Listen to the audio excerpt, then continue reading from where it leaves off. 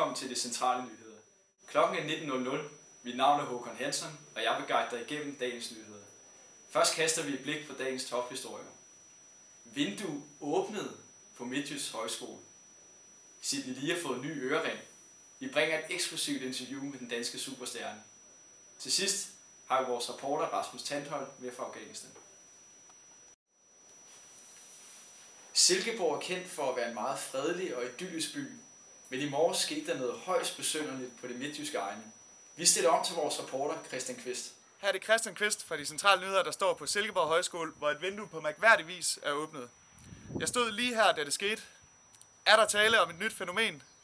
De Centrale Nyheder holder fortsat fokus på sagen. Vi stiller tilbage til studiet. Stilikon, wrestler og spilanmelder Sidney Lee har fået en ny ørering. Vi har været så heldige at få et interview med den danske superstjerne. Er øreringen virkelig en ny trend i Danmark?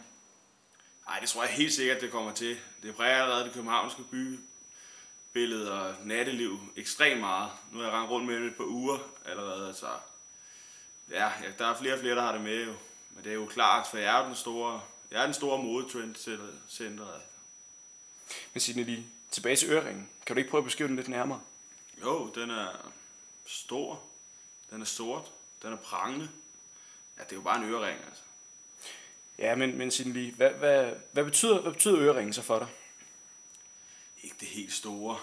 Jeg er sådan en, der godt kan lide at folde mig lidt ud. Sådan, det er bare en accessories. Det er bare en ørering, altså. Det gør ikke det store. Nu har jeg fået den af en af mine venner fra New York, jo.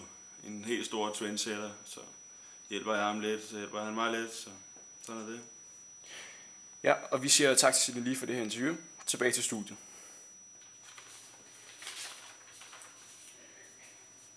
NATO's store offensiv i Helmand-provinsen har ført til mange civile tab.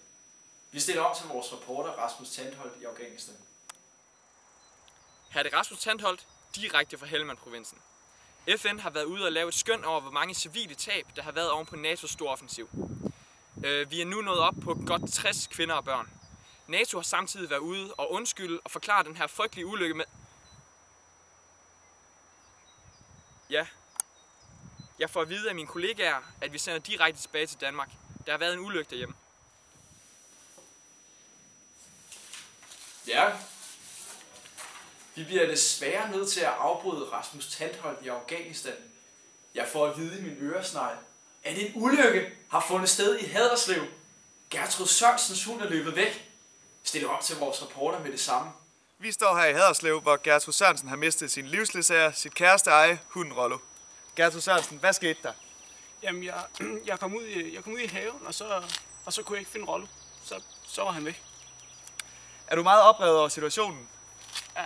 Nej, det ved jeg. Jeg er da lidt bekymret over, hvor Rollo er henne, men jeg håber, at han kommer tilbage snart. Ja, skal du have en ny hund ellers? Nej, som sagt, så håber jeg jo på, at Rollo kommer tilbage, men hvis ikke han gør, så kunne jeg da godt tænke mig en ny hund. Kan du leve livet videre uden Rollo? Jeg var da glad for Rollo, men hvis jeg får en ny hund, så kan jeg jo også blive glad for den. Oven på denne forfærdelige nyhed vender vi tilbage til studiet. Det var, hvad vi havde valgt at bringe. Vi håber, at I på trods af den hårde oplevelse her til sidst får en god aften.